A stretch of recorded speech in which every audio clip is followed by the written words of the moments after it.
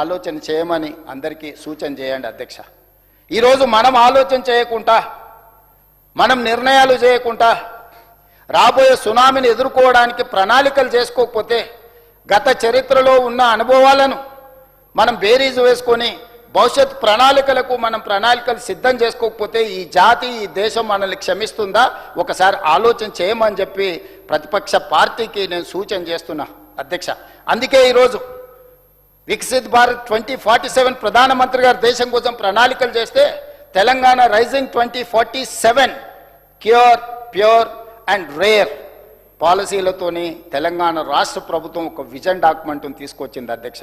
ఈ vision document మన రాష్ట్రానికి ఒక్క గొప్ప భవిష్యత్తును అందించడమే కాదు, 2034కి $1 ట్రిలియన్ ఎకానమీ, 2047 నాటికి $3 ట్రిలియన్ ఎకానమీ చెయ్యాలని మనం ఒక పాలసీ డాక్యుమెంట్ తీసుకున్నాం అధ్యక్ష. ఈరోజు నవశకానికి ఒక నూతన విధానాన్ని మనం తీసుకొచ్చినప్పుడు దీన్ని ఆహ్వానించి మీకున్న అనుభవంతో ఈరోజు సూచనలు చేసినుంటే తప్పకుండా తెలంగాణ ప్రజలు మిమ్మల్ని అభినందించుండేటోళ్ళు అధ్యక్ష. మా విజన్ని 2 భాగాలుగా విభజించుకున్నాం అధ్యక్ష. 2034 నాటికి మన లక్ష్యం $1 ట్రిలియన్ ఆర్థిక వ్యవస్థగా ఎదగడం, 2047 అంటే దేశ స్వతంత్రం 100 సంవత్సరాలు పూర్తి చేసుకోబోతుంది అధ్యక్ష. 15 ఆగస్టు 1947 దేశానికి స్వతంత్రం వస్తే 15 ఆగస్టు 2047 నాటికి 100 సంవత్సరాలు ఈ దేశం స్వతంత్ర ఉత్సవాలను జరుపుకోబోతున్నాం అధ్యక్ష. ఆనాటి కోసం ఒక ప్రణాళిక సిద్ధం చేసుకొని ఈనాడు గవర్నర్ గారు తన ఆలోచనని, తన విజ్డమ్ని, తెలంగాణ రాష్ట్ర ప్రభుత్వ ప్రతిపాదనని సభ ముందు, సభ్యుల ముందు, శాసనమండలి సభ్యుల ముందు, శాసనసభ్యుల ముందు ప్రవేశపెట్టినప్పుడు సంపూర్ణంగా మనందరం ఏకగ్రీవంగా ఈ విషయంలో ఏకమై సమర్థించుంటే దేశానికే తెలంగాణ రాష్ట్రం ఆదర్శంగా నిలబడి ఉండేది, ప్రతిపక్ష పార్టీ గౌరవం కూడా పెరిగి ఉండేది. కానీ ప్రతి దాంట్లో రాజకీయము, స్వార్థము, అధికారం కోల్పోయినామన్న దుఃఖమే తప్ప ఎక్కడైనా ఒక్క మంచి మాట, మొత్తం ప్రసంగం చూడండి అధ్యక్ష. అందుకే ఈ తెలంగాణ రాష్ట్రానికి వాళ్ళు కలిసి వచ్చినా కలిసి రాకపోయినా, ఏది ఏమైనా, ఎవరు అడ్డుపడ్డా ముందుకు వెళ్ళాలని ఈ ప్రభుత్వం నిర్ణయం తీసుకున్నది అధ్యక్ష. అందుకే తెలంగాణ రైజింగ్ 2047లో తెలంగాణ రాష్ట్రాన్ని 3 భాగాలుగా విభజించుకున్నాం అధ్యక్ష. మొదటి భాగం cure, outer ring road inside 2073 square కిలోమీటర్లు ఉన్నది అధ్యక్ష. 1,34,00,000 జనాభా ఇక్కడ నివసిస్తున్నారు అధ్యక్ష. కోర్ అర్బన్ రీజియన్ ఎకానమీ, ఇందులో ఈనాడు రకరకాల పరిశ్రమలు ఉన్నాయి, రకరకాల సర్వీస్ సెక్టర్స్ ఉన్నాయి, రకరకాల కార్యాలయాలు ఉన్నాయి, రకరకాల కాలుష్యం ఉంది, రకరకాల ప్రణాళికలు ఉన్నాయి, రకరకాల ఆలోచనలు ఉన్నాయి.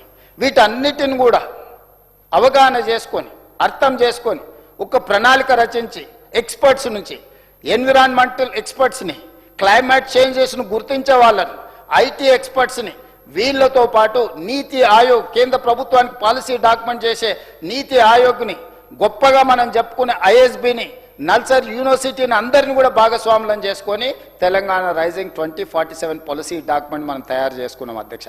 రాబోయే 20 సంవత్సరాలు ఏ విధంగా ప్రణాళికలు వేయాలి, ఏ విధంగా రాబోయే సంక్షోభాన్ని ఎదుర్కోవాలి, ఏ విధంగా ఈ తెలంగాణ ప్రాంతంలో ఉన్న యువతకు ఒక భరోసా కల్పించాలి, మహిళలను ఆర్థికంగా ఏ విధంగా నిలబెట్టాలి, రైతును, రాజును ఏ విధంగా చెయ్యాలనే ప్రణాళికలే క్యూర్, ప్యూర్ అండ్ రేర్ అధ్యక్ష.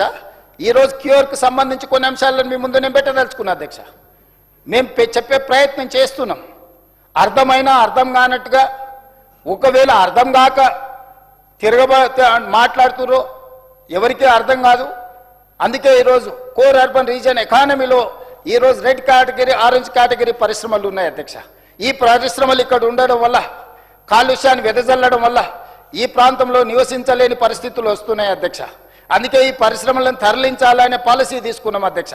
ఇదే కాకుండా ఈరోజు ఈ నగరానికి మీ వికారాబాద్, తమరు ప్రాతినిధ్యం వహిస్తున్న వికారాబాద్ అనంతగిరి కొండల్లో మచ్కుందా నది, అంటే ఈరోజు మనం అందరం గొప్పగా చెప్పుకునే మూసీ నది అక్కడ మొదలై అక్కడి నుంచి నల్గొండ జిల్లాలో వాడపల్లి దగ్గర కృష్ణానదిలో విలీనమవుతుంది అధ్యక్ష. ఇది నిజాం గారు 1908లో వచ్చిన వరదల్ని దృష్టిలో పెట్టుకొని ఉస్మాన్ సాగర్, హిమాయత్ సాగర్ ప్రాజెక్టులను, మూసా నది, ఈసా నదిని ఒడిసిపట్టి వరదల్ని ఆపి హైదరాబాదు నగరానికి దాహార్తిని తీర్చడమే కాకుండా ఈ ప్రాంతం ఒక గొప్ప పర్యాటక కేంద్రంగా, లేక్స్ అండ్ రాక్స్ సిటీగా హైదరాబాద్ నగరానికి ఒక గుర్తింపు తీసుకొచ్చిండు. ఒక పర్ల్స్ బ్యాంగిల్స్ సిటీగా హైదరాబాద్ నగరానికి ఒక గుర్తింపు తీసుకొచ్చిండు. ఈరోజు మోజంజాయ్ మార్కెట్కి వెళ్ళండి, కబూతర్ ఖానాకి వెళ్ళండి, లేకపోతే ఎక్కడికైనా వెళ్ళండి, ఒక అద్భుతమైన వారసత్వ సంపదను అందించడమే కాకుండా ఒక గొప్ప ప్రపంచ వ్యాపార కేంద్రంగా తెలంగాణ రాష్ట్రాన్ని తీర్చిదిద్ది ఒక అద్భుతమైన రివర్ ఫ్రంట్ ఎకానమీని ఆ రోజు నిజాం సర్కార్ తీర్చిదిద్దింది అధ్యక్ష. అందుకే ఈరోజు రకరకాల మానవ తప్పిదాల వల్ల జరిగిన పరిణామాలను, జరుగుతున్న ఆక్రమణలను నియంత్రించడానికి ఈరోజు మా ప్రభుత్వం క్యూర్ అనే ప్రణాళికను తీసుకొచ్చింది అధ్యక్ష. ఇందులో ఆక్రమణలు తొలగించడమే కాదు, పరిశ్రమలు తరలించడమే కాదు, మెట్రోను విస్తరించుకోవడం, ఫ్లైఓవర్లు కట్టుకోవడం, రోడ్లను అభివృద్ధి చేయడం, ఫుట్పాత్ల ఆక్రమణలు తొలగించడం, పార్కులను పునరుద్ధరించడం, చెరువులను, కుంటలను, నాలాలను ఆక్రమించుకున్న వాళ్ళని తొలగించి నీటి స్థలాన్ని నీళ్లకు వదిలేసి మనం ఉండాల్సిన దగ్గర మనం ఉండాలని ఈరోజు ఏర్పాటు చేస్తున్నాం అధ్యక్ష. ఏది చేసినా కూడా చెయ్యొద్దు, మేము అడ్డం పడతాం. ఏం విధానం అధ్యక్ష ఇది?